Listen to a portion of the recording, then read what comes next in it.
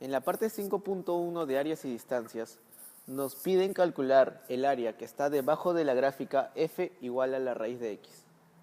Para ello, nos piden que utilicemos el método de los rectángulos. Nos piden calcular 4 rectángulos desde x0 hasta x4. Con ello podemos hallar el ancho de intervalos, dividiendo la cantidad de longitud que nos piden, que es desde x0 hasta x4, 4, sobre la cantidad de rectángulos de los cuales nos piden utilizar, que también es 4. Entonces, concluimos que el ancho de cada intervalo es igual a 1. Ahora, una de las preguntas es si esta gráfica es una sobreestimación o una subestimación del área. Nosotros, como vemos en los rectángulos, la parte rosada es la parte que está debajo de la gráfica y la parte negra es la que está por encima de la gráfica. Por ende, esto nos dice que es una sobreestimación.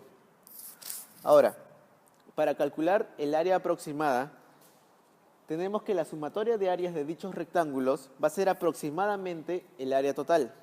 Entonces, simplemente utilizamos la geometría que nos dice que el área de un rectángulo es la base por la altura. En este caso, nuestra base va a ser el ancho de intervalos, h.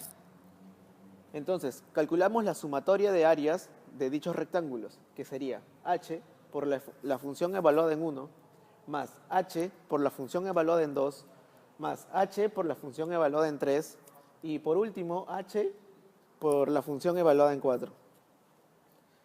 Podemos factorizar el h y quedamos con la sumatoria de la función evaluada en 1, 2, 3 y 4. Como sabemos, el h vale 1. La función, por ser igual a la raíz de x, evaluada en 1 sería el mismo 1. Evaluada en 2 sería la raíz de 2. Evaluada en 3 la raíz de 3 y evaluada en 4 sería 2. Operando todo esto, concluimos que el área aproximada de dicha curva es 6,1462. Continuando con el problema, esta vez nos piden calcular el área de la gráfica, pero con los puntos extremos a la izquierda. Como explicamos anteriormente, esta vez tenemos que nos piden también con 4 rectángulos. En la primera parte, por la izquierda va a chocar en 0, por eso es que aquí no se dibuja ningún rectángulo. Esta vez va a chocar en 1, y en 2 y en 3. Ahí sí se pueden dibujar rectángulos. Con ello podemos calcular h. Nos piden con 4 rectángulos en un intervalo de 0 a 4. Por ende, el h nos sale 1. Ahora, una pregunta adicional es que si esta área es sobreestimada o subestimada. Como vemos, el área debajo de los rectángulos es la parte rosada. Y la parte que está pintada de negro es la parte que no podemos calcular por esos rectángulos. Es decir, es subestimada.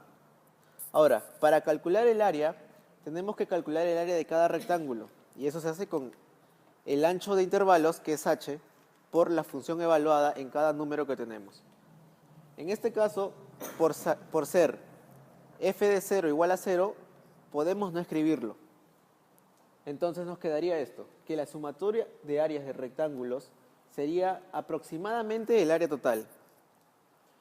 Con el ancho de clase h multiplicado por f evaluado en 1, más h por f evaluado en 2, más h por f evaluado en 3, podemos factorizar el h, quedándonos h por f en 1 más f en 2 más f en 3. Si resolvemos esto, el h vale 1. El f en 1 vale 1, el f en 2 raíz de 2 y el f en 3 raíz de 3. Quedándonos como el área de cada rectángulo 3,1462, que ese sería aproximadamente el área total. Ahora, comparándolo con la respuesta anterior, esta vez, por acá no haber ningún rectángulo, nos queda una área mucho menor a la anterior. Pero obviamente estas dos maneras no son las formas precisas de calcular el área debajo de la gráfica. En la unidad 7.2, el ejercicio 2 nos pide evaluar la integral indefinida de seno cubo de teta por coseno cuarta de teta diferencial de teta. Ya, podemos componer seno cubo de teta en seno de teta por seno cuadrado de teta. y sabemos que seno cuadrado de teta es igual a 1 menos coseno cuadrado de teta. Entonces simplemente reemplazamos seno de teta por seno cuadrado de teta, que sería 1 menos coseno cuadrado de teta, por coseno cuarta de teta diferencial de teta. Ya. Entonces acá aplicamos la ley distributiva, bueno, propiedad distributiva, que multiplicamos esto por esto. Ya. Nos saldría seno de teta por coseno cuarta de teta menos coseno sexta de teta diferencial de teta. Entonces acá podemos, por la integral indefinida, podemos separar, esto es una sustracción, por lo tanto podemos separar acá una indefinida con esta indefinida que sería de la parte que se resta. Entonces nos quedaría integral indefinida de coseno cuarta de teta por seno de teta diferencial de teta menos integral indefinida de coseno sexta de teta por seno de teta. Ya, pero de ahí tenemos esta propiedad, que sería integral indefinida de coseno a la n de teta por menos seno de teta, que esta sería la integral, no, digo la derivada de coseno de teta. Tiene que ser la derivada siempre para que se cumpla esta propiedad. Entonces nos queda coseno a la n más 1 de teta entre n más 1 más la constante. Entonces para que cumpla esa propiedad, le aumentamos acá un 0, lo multiplicamos por un menos y menos afuera para que no afecten nada. Y hacemos lo mismo con lo otro. Entonces ya aplicamos esta propiedad y nos queda menos coseno quinta de teta entre 5 más cosenos a la 7 de teta entre 7 más la constante. En la parte 5.5 de la regla de sustitución tenemos el siguiente problema. Nos dan que tenemos que hallar la integral de 0 a pi medios del coseno de x por el seno del seno de x diferencial de x. Para esto aplicamos la regla de sustitución. Nuestro seno de x va a ser igual a una función u. Derivamos dicha función, sería el diferencial de x por el coseno de x va a ser el diferencial de u. Ahora, el diferencial de u despejamos de esta ecuación. Nos quedaría diferencial de x va a ser igual a la diferencial de u sobre el coseno de x. En la parte de la integral nos piden calcular la integral de 0 a pi medios del coseno de x por el seno del seno de x diferencial de x. Simplemente reemplazamos lo que ya hemos sustituido, que nos quedaría la integral del coseno de x por el seno de u diferencial de x. Ahora, como ya hemos despejado por aquí la diferencial de x, reemplazamos en esta ecuación la integral del coseno de x por el seno de u diferencial de u sobre coseno de x.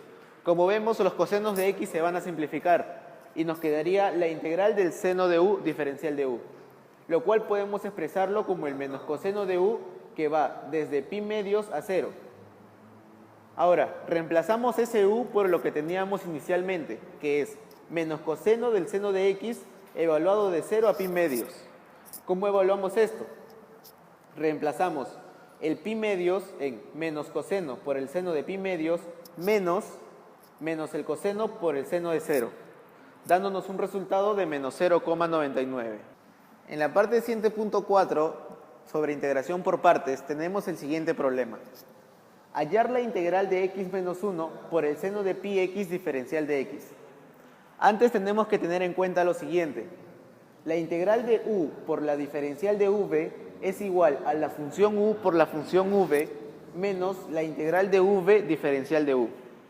Ahora, en nuestro problema tenemos que identificar cuáles son dichas funciones. En nuestro problema identificamos cuál es u y cuál es v. En este caso, u llegaría a ser igual a x menos 1, mientras que la diferencial de v sería igual al seno de pi x diferencial de x. Ahora, derivamos la función u. La derivada de u sería igual a la derivada de x. Luego tenemos que la diferencial de v es igual al seno de pi x. Como queremos hallar la función v, tenemos que integrar dicha derivada. Entonces, la función v va a ser igual a la integral del seno de pi x. dando como resultado que la función v es igual a menos el coseno de pi x sobre pi. Continuando con el desarrollo, tenemos que reemplazar en dicha fórmula que hemos visto anteriormente, dando por resultado que la integral de u, que en este caso es x menos 1, y la diferencial de v, que en este caso es seno de pi x diferencial de x, sería igual a u por v, que en este caso sería x menos 1 por menos el coseno de pi x sobre pi, menos la integral de v diferencial de u. En nuestro caso, v es menos el coseno de pi x sobre pi, y la diferencial de u es igual a la diferencial de x.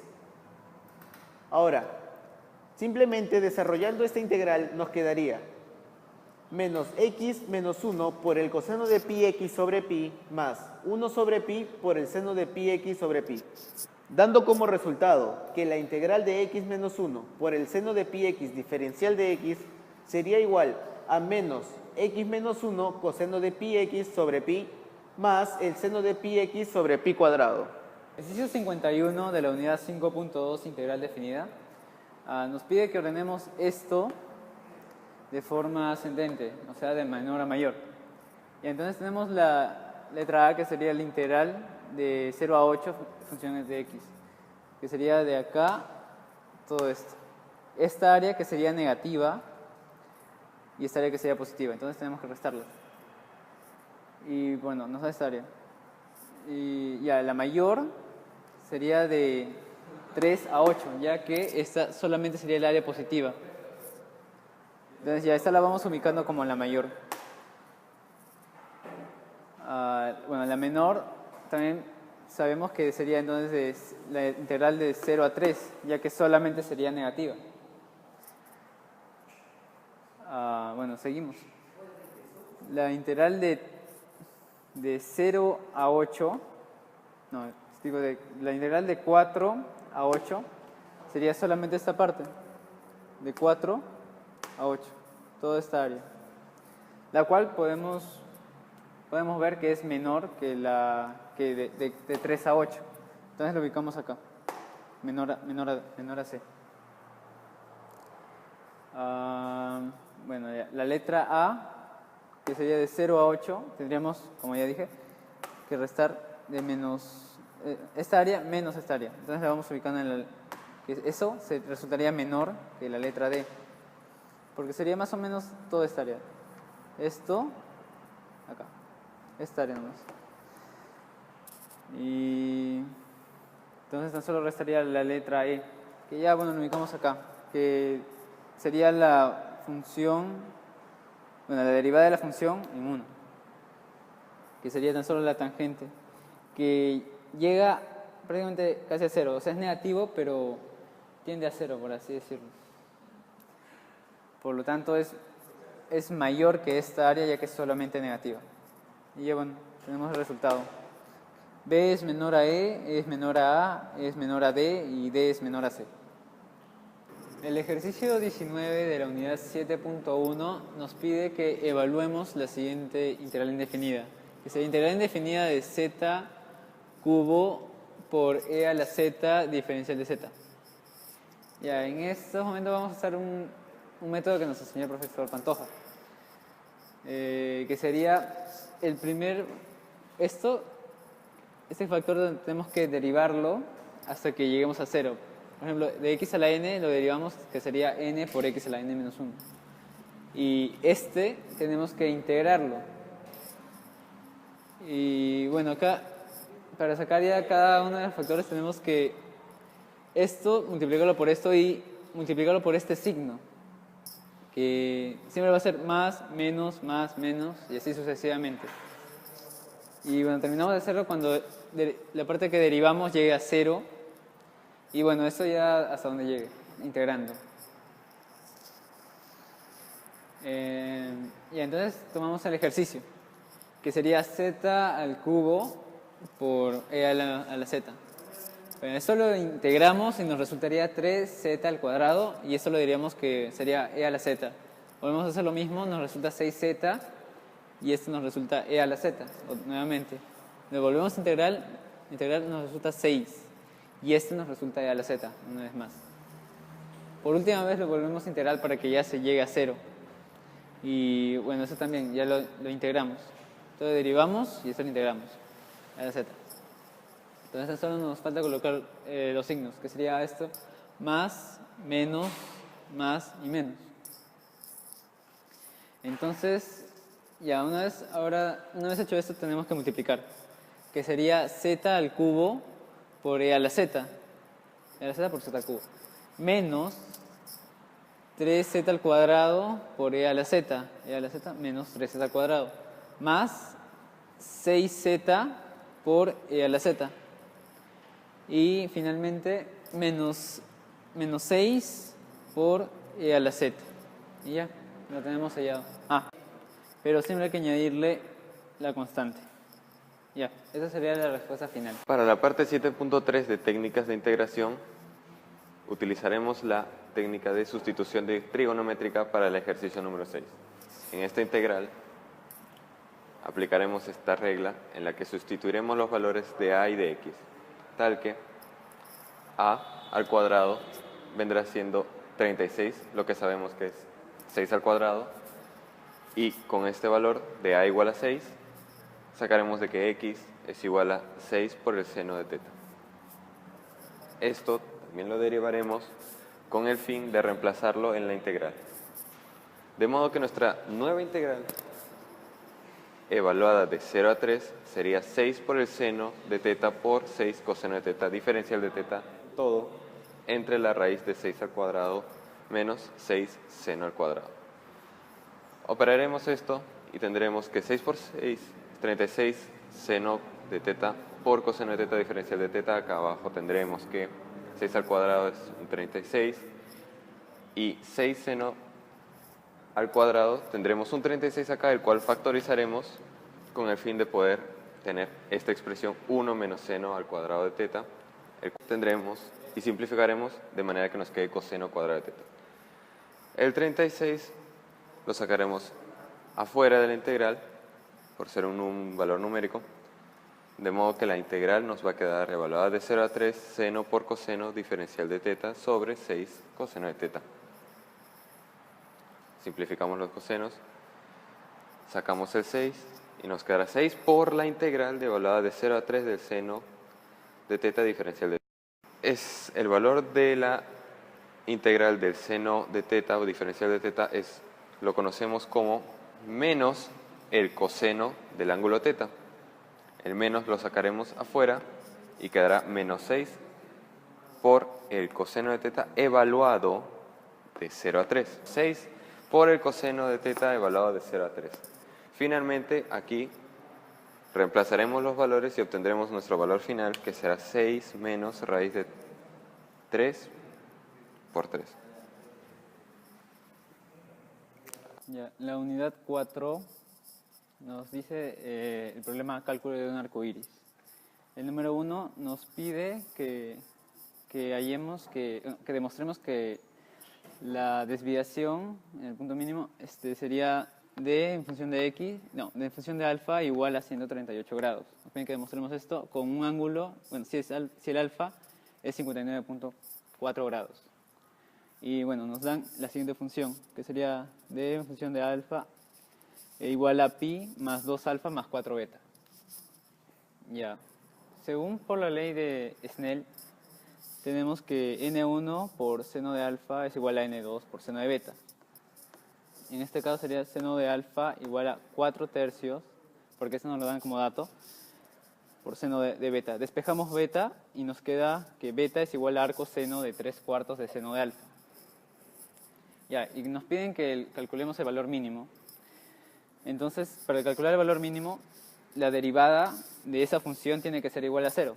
Entonces derivamos la función y nos resulta 2 menos 4 por 1 sobre raíz de 1 menos 3/4 seno de alfa al cuadrado por 3/4 coseno de alfa. Bueno, esto lo igualamos a 0 y nos resulta 16 menos 9 seno cuadrado de alfa igual a 36 coseno cuadrado de alfa. Pero sabemos que seno cuadrado de alfa es igual a 1 menos coseno cuadrado de alfa. Entonces reemplazamos y tenemos 16 igual a 27 coseno cuadrado de alfa más 9. Despejamos el alfa y nos quedaría alfa igual a arco coseno de raíz de 7 sobre 27. Entonces calculamos eso y nos resulta alfa igual a 59.4 grados. Y entonces con este ángulo que hemos obtenido reemplazamos en alfa en la función. Y nos resulta que d en función de alfa, que sería 59.4 grados, es igual a 138 grados. En el problema 2 de cálculo de arcoíris nos piden demostrar que el ángulo de desviación del color rojo es igual a 42.3 grados y para el color violeta es igual a 40.6 grados. Y nos dan de dato que el K, o sea el índice de refracción, para el rojo es igual a 1.3318 y para el violeta es igual a 1.3435. Entonces ya, tenemos de nuevamente la función y lo que tenemos por la ley de Snell, o sea el valor de beta. Entonces nuevamente reemplazamos, pero en este caso ya no será 3/4 como habíamos hecho en el ejercicio 1, sino 1 sobre K, porque K nos dan que es igual, K es igual a 4/3. Y esto sería 3/4. Entonces reemplazamos y sería 1 sobre K. Entonces beta reemplazamos en la función y nos resulta esto. Entonces resolvemos, bueno, derivamos primero esta función. La tenemos que derivar y igualar a 0. Nuevamente como se hizo en el ejercicio 1. Entonces resolvemos y nos resulta, bueno, despejamos coseno de alfa y nos resulta que coseno de alfa es igual a raíz de k al cuadrado menos 1 sobre raíz de 3. Y bueno, despejamos el alfa y nos resulta que alfa es igual a arco coseno de k, raíz de k al cuadrado menos 1 sobre 3. Entonces reemplazamos los k que nos dan. Para el rojo, que sería este valor, lo reemplazamos y nos resulta que el ángulo para el color rojo sería igual a 59.48 grados. Y hacemos lo mismo con el violeta. Reemplazamos y nos resulta que el alfa es igual a 58.8 grados. Y una vez que tenemos estos ángulos, lo usamos para usar esta función. Reemplazamos el valor para la función. Y nos resulta que d en función del alfa del rojo es igual a 42.3 grados y para el violeta sería 40.6 grados. El ejercicio número 3 del cálculo de arcoíris nos piden que demostremos que la nueva función va a ser d alfa de x, bueno, d en función de alfa igual a 2 alfa menos 6 beta más 2 pi, que será en sentido antihorario. Y bueno, pero según la gráfica que nos dan, tenemos que los ángulos en el punto A, en el punto B, en el punto C, en el punto D, son alfa menos beta, pi menos 2 beta, pi menos 2 beta y alfa menos beta respectivamente. Entonces lo único que tenemos que hacer será sumarlos y ese va a ser nuestro ángulo de desviación. Y ya, tenemos esa parte demostrada. Lo siguiente que nos piden demostrar es que d en función de alfa será, bueno, su valor mínimo, tiene un valor mínimo cuando coseno de alfa es igual a raíz de k al cuadrado menos 1 entre 8.